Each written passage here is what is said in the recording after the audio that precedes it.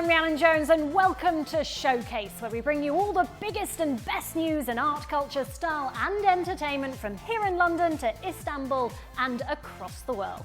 Coming up on this week's show, we meet the talented stars of Cirque Du Soleil as they return to the Royal Albert Hall with their most joyous and jubilant show yet, Corteo, a high-flying somersault into a clown's magical dream. Esra chats to Game of Thrones star Liam Cunningham on why he's become one of the most outspoken actors on advocating for peace and humanity. We take an in-focus look at the work of one of the greatest artists of the 20th century, Pablo Picasso, currently on show in Istanbul. And with Oscar nominations now out, the top stories from the world of entertainment news in our Snapshot Roundup.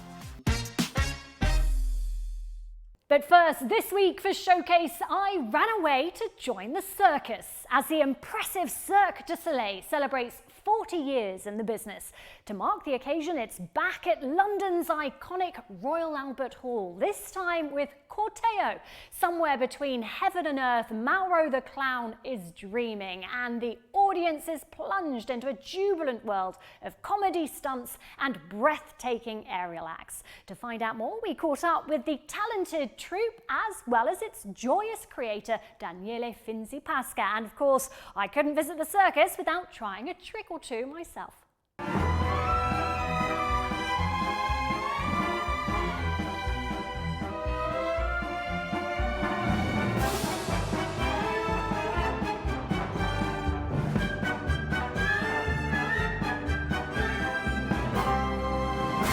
Daniele, thank you so much for talking to us here at Showcase. Here we are in the Royal Albert Hall. It doesn't get any better than this, really, does it, for Cirque Du Soleil Corteo, which is your creation. Yeah. And what you want, I am so in emotion to be here. This theater is, you want to touch everything and try to, it's so full of energy, full of story. So many actors play and musicians in that place. So, big emotion, big emotion. A lot of emotion going on. This is your creation, Corteo. Yeah. You dreamt up the idea, you're the director, you're the artist behind it all. What makes this Cirque du Soleil so special? What makes the Cirque du Soleil special is difficult, it's hard to say. Because there are things that happen in the story of they are just in some form perfect in the freedom point of view. And Cirque du Soleil continue to create and build a new perspective in this show business world. And the Corteo especially is 20 years that continue to tell the same story, try to touch, move the spectator in a poetic form. So what is the concept behind Corteo? Because I know that clowns play a very special role in this one, don't they? The concept is the friendship. It's the story of friendship. You are a very talented man, Daniele. You are an author, you've created and directed opera, theatre, Olympics, Paralympics. What do you thrive off most, and how do you handle the pressure of knowing, for example, that the Olympics have been watched by billions of people around the world? What in general I do for my family, my friends, the neighborhoods, and then because it's difficult when you do Olympic Games and they start to talk about billion of spectators, our number is so big that it's much better to think that what you will do is to move the friends, the family, grandmother, and that is my spectator. I do for them, and then I hope that also for the other makes sense. Daniele, I've only known you for a very short while. I can tell you're incredibly empathetic. You're wonderful. It's been such a pleasure talking to you, and I can't wait to see the show.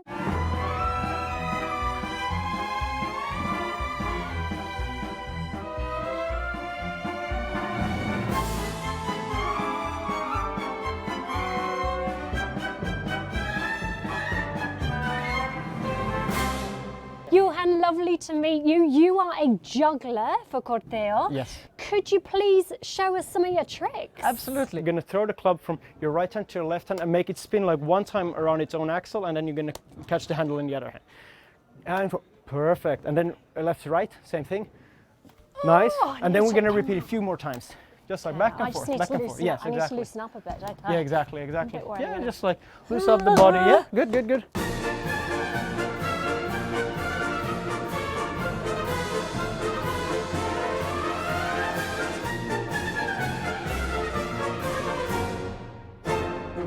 Okay, but you know what? That's I totally tried, fine. right? Yeah.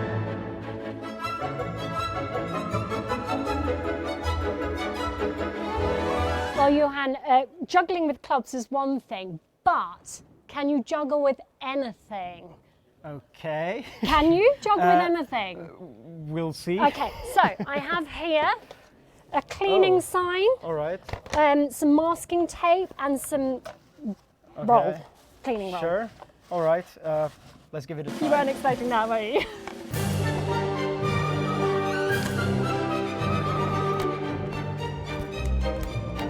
There we go. Wow. Okay, it's possible. Wow.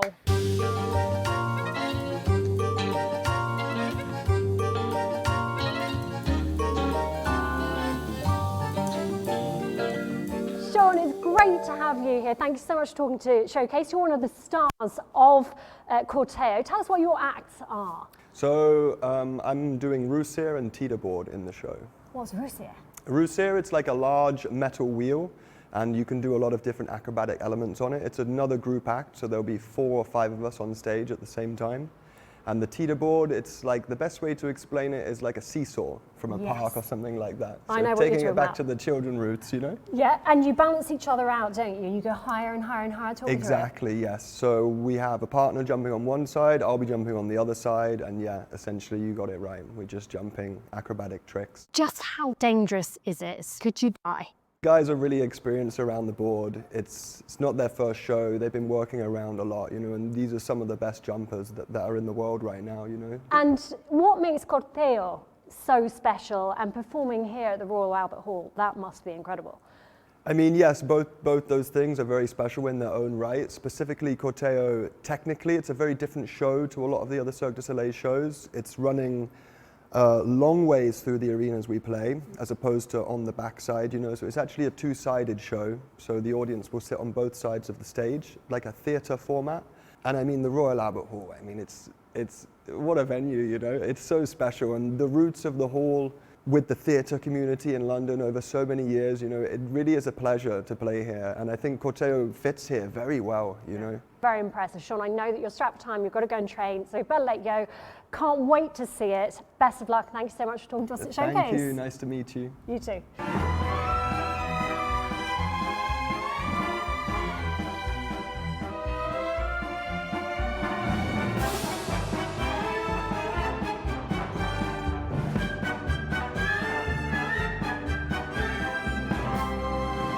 What a thrilling show, written by the inspirational Daniele. Such a talent, and also the most huggy person I have ever met. Don't believe me? Take a look at this.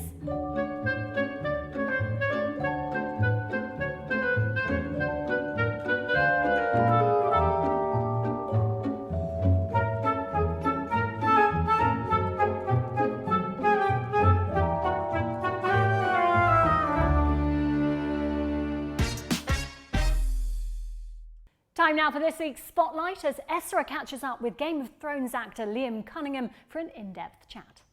I'm now with Liam Cunningham, who has captivated us in iconic shows like Game of Thrones and Three Body Problem. And welcome to Istanbul, sir. Welcome to Showcase. Thank you. So you've been an outspoken advocate for the Palestinian cause for such a long time. So I'm wondering, what initially inspired you to be vocal about this issue? Well, there's probably 2 main things. I've never been a fan of injustice. Protecting the innocents and being respectful of other people's cultures and their faiths and whatever that may be. Tolerance is very, very important. And I think that was kind of reflected in the character I played in Game of Thrones, the Davos Seaworth character. It's what attracted me to the part. And he was kind of a symbol of morality, right? Yes, and when I read the part, I went, I like this guy. He's honest. And I think that's why an audience got behind him. It's why he was so popular. Because he spoke for most people. most people are decent. But the other reason is that I come from a country that was occupied for 700 or 800 years. So we understand occupation. We understand when we lost millions, 3 million people from our country, a very, very small country. Our population now has not recovered from what the British did to us only 170 years ago, not that long ago. So for an Irish person not to have sympathy for the Palestinian situation, for the occupation and now the genocide, I don't think they can't call themselves an Irishman or an Irish woman.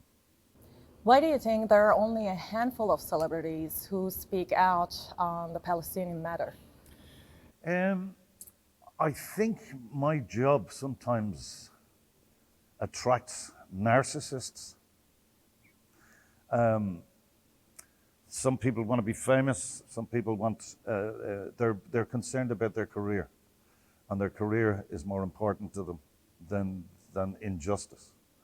The people I'm very, very disappointed in are the people who have a platform and have refused to say anything. One good thing that has come out of it, this whole situation, is I've discovered who the cowards are. And these are people I never want to work with again. Have you ever faced criticism or challenges for They supporting wouldn't Palestinians? dare come near me, Yeah. because I'm more than willing to take them on. And you're here for TRT International Documentary Awards now. Yes. And for a panel on humanity. Yes. How do you think these discussions, conversations can lead to maybe meaningful change? Well, we have to expose. We have to remind people that this is not about what portion of our little tiny planet in the universe is owned by who. This is infant stuff. This is ridiculous. That square kilometre over there is mine. That square kilometre over there is also mine. We can't tolerate behaviour like that, which is why it's incredibly important that the international community get together and punish what's happening at the moment. If it goes unpunished, all bets are off. Anything is allowed, and it is a recipe for disaster for humanity. Back to your career now, a little bit personal, still related to today. Yeah. So we often turn to series, films, productions, to the fictional world as an escape from this real world. Because don't you think White Walkers, dragons are much better and fun than this? You know what I mean? Well, here's what I find the difference kind of between drama and documentary. Documentary will put on display what is happening in the world. With drama, and especially with something like Game of Thrones, we held a mirror up to society. We may have had dragons and White Walkers, but the show, as you know, was about the nature of power and how it corrupts and how it creates paranoia and how it feeds the greedy. We choose films and series to escape Yes. from this world. What do you do when you need to? I sometimes go back over the old stuff. Like Yeah. I like stuff like. Do you I have like, any favorites? Yes. Like comfort shows? Tell us. Yes. Oh, Breaking Bad, obviously. And Number I only one. saw. I'm embarrassed about this. I only saw Sopranos for the first time during lockdown, during the COVID thing, and it was the same with I'd watched one season of Breaking Bad, but I was filming Game of Thrones. Yeah. And I was so invested that I had to stop watching it because it was coming into my head. So I had to stop watching Breaking Bad. But Deadwood I really liked. It's a really cool show. Good old Western show with beautiful writing. Before we wrap up, can you give us a hint about your upcoming projects, please? I did a movie we were supposed to shoot it in the occupied territories late last year. And then we had to move production to Jordan, Amman and the Dead Sea. And it's a female Palestinian director, Anne-Marie Jakir. And Jeremy Irons is in it. And hopefully that will be late spring, early summer next year. I've just done a movie in Germany called The Physician 2. And we start in summer for Three Body Problem. I'm told, season 2 and 3, I'm told. So I'll be busy over summer. It's been my absolute pleasure talking to you. Thank you for so talking. much. Thank you very much. Nice to meet you. And thanks again to Liam Cunningham there. And in honour of Liam and his Game of Thrones character Davos, well, this week we take a look back at the incredible 8 seasons that dominated television for nearly a decade. We bring you our very own rundown of the top 5 seasons and find out which will be declared the ultimate GOAT of GOT. So hold on to your dragons because the winner is coming.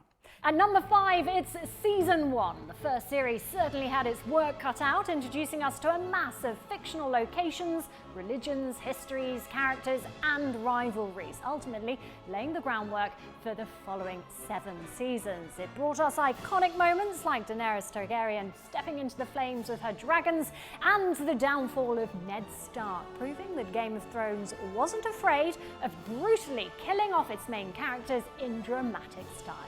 At number 4, Season 3, The Red Wedding.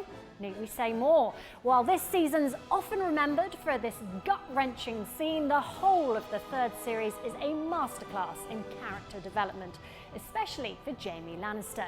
It's packed with heartbreak, intrigue, twists aplenty, and probably more than enough torture for poor Theon.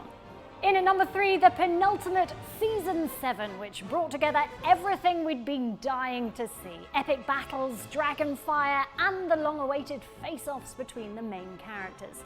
Plus, it has one of the most iconic and jaw-dropping moments of the entire series of Game of Thrones, with the White Walkers claiming one of Daenerys' dragons. A true showcase of what made the series a global phenomenon. At number 2, it's Season 4, Game of Thrones at its peak, starting with Joffrey's face turning a very purpley shade of purple and ending with Tyrion shooting arrows into his father whilst on the toilet, not to mention Pedro Pascal's character getting his eyes gouged out in between. This series had pretty much everything a GOT fan could hope for. Tyrion's trial, Joffrey's wedding, a duel between the Mountain and the Viper, all whilst Arya and the Hound become the best of buddies along the way. But taking the top spot at number 1, it's Season 6, where everything comes together. Jon wakes up, Hodor holds the door, the Hounds return, Daenerys torches the cars, Arya gets her revenge on Walder Frey, Sansa feeds the Hounds, Cersei pulls off her explosive scheme, wiping out half her enemies. Jon Snow's true parentage is revealed, and Daenerys finally sails towards Westeros, setting up the epic showdown of showdowns. Season 6 simply had to be the GOAT of GOT. Well, that's our top 5 seasons from the Game of Thrones. Question is, do you agree? Let us know. From Westeros to a slightly less dragony Istanbul now for this week's Infocus, a look at the incredible work of one of the most famous artists of all time, Pablo Picasso. The story of Picasso is as dynamic as his art. Considered one of the most important artists of the 20th century, he has been the subject of countless exhibitions worldwide. But at Istanbul's Atatürk Cultural Center, which is displaying nearly 200 of his works, including engravings, drawings, and ceramics, a lesser-known side of this revolutionary artist is revealed. This exhibition in AKM is really showing how multidisciplinary Picasso is, how multifaceted his whole work is, and I believe that especially the presentation of these 3-dimensional works shows that he was an artist who, even at a very mature age, he never stopped to experiment and to enter new and formerly for him unknown disciplines and fields. Picasso's career began young, selling his first works to nuns. From his early days in Paris, where he mingled with artists and developed Cubism, to his later masterpieces, Picasso's journey was deeply intertwined with his relationships and the world around him. If you say you like Picasso, I immediately have to ask which one, because there is the blue one, the pink one, the cubic one, the post-cubic one, and the latest one, which is also very interesting. Perhaps the most fascinating part of the show is the section dedicated to his ceramics, which he began creating in 1940s. We show parts of this approach by showing or displaying plates, which show on the one hand the typical late Picasso aesthetic. On the other hand, you will see three-dimensional objects which are in between applied ceramic artworks like vases, but they also resemble sculptures, and they also carry the typical gestures and figures that we know and that we love Picasso for. This collection doesn't just showcase Picasso's work. It invites us to witness a life that reshaped modern art and continues to inspire generations. Especially in today's hyper, fast and liquid state of reality where everything is floating and cutting each other, I think that this aesthetic actually points back straight to the beginning of the 20 years and to the work of Picasso. So that's why I think as an artist, his work is still of importance today. Picasso once said it took him 4 years to paint like Raphael, but a lifetime to paint like a child. Works on display show his mastery of drawing and painting, as well as how he broke convention and expressed himself with childlike wonder. You see how he paints on a piece of glass and the camera is right in front of it, and he paints a pigeon, or he paints something else, or he paints a bull. And when you look at the face while he does so, and when he just talks a little bit about it, you see the smile on his face. And at this moment, he's not an 80-something-year-old world-famous man. He actually looks again like a child who is very astonished about what he achieved right in this moment. So I think that one of the powerful things of Picasso is that he never killed his inner child. Pablo Picasso's art is a testament to a life lived with relentless passion and creativity. This exhibition offers those in Istanbul a chance to experience the legacy of a true master. Hatice Meryem Gelyor, TRT World, Istanbul. Time now for this week's Snapshot. Awards season is well and truly in full swing. Now the nominees have been announced to the much anticipated Oscars. And leading the pack this year is the film Emilia Perez with 13 nominations. Are you English? No, I'm not English. Why? No, because you you are pretty. Following closely behind is The Brutalist and Wicked, both with 10 nods. Many of the sites of my projects had survived. My buildings were devised to endure such erosion.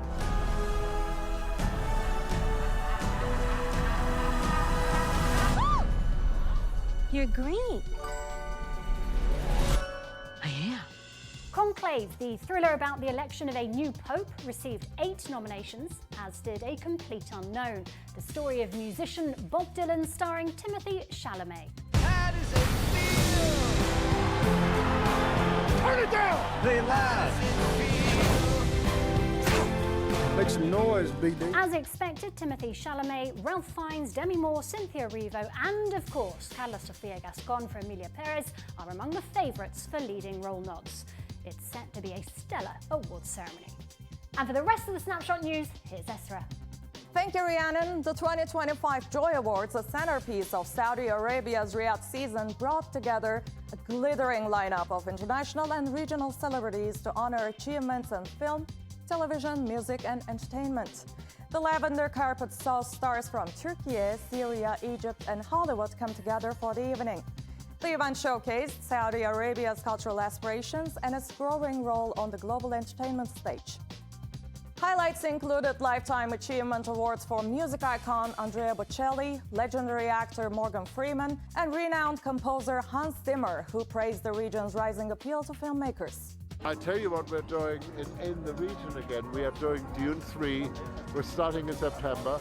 And things always come up. I mean, you've become very popular, you know, because you have great crews, you have great people. You know, it's a joy to work here. It really is. It's a little warm sometimes, just a little. We hope the Joy Awards brought some much-needed joy to everyone. In sad news, the world lost one of his true visionary filmmakers, David Lynch, last week. Martin Scorsese called Lynch's passing a sad day for movie makers and movie lovers. Tributes poured in from Steven Spielberg, Ron Howard, Laura Dern, and many other directors and actors who admired his work and vision. The American filmmaker, writer, and artist was best known for co-creating the iconic series Twin Peaks and directing masterpieces like The Elephant Man, Blue Velvet, and Mulholland Drive, all of which earned him Oscar nominations for Best Director. A true master of surrealism, Lynch was considered one of the most innovative filmmakers of his generation, leaving behind a truly impressive legacy of work. And that's all from me for this week, Rhiannon. Back to you. Thank you, Esther. Well, that's it from all of us here at Showcase. A big thank you to all our guests this week, and don't forget you can catch up on all episodes on the Showcase YouTube channel. Coming up next week, we go back in time as I catch up with the stars from West End and Broadway smash hit Back to the Future, the musical. We'll see you then.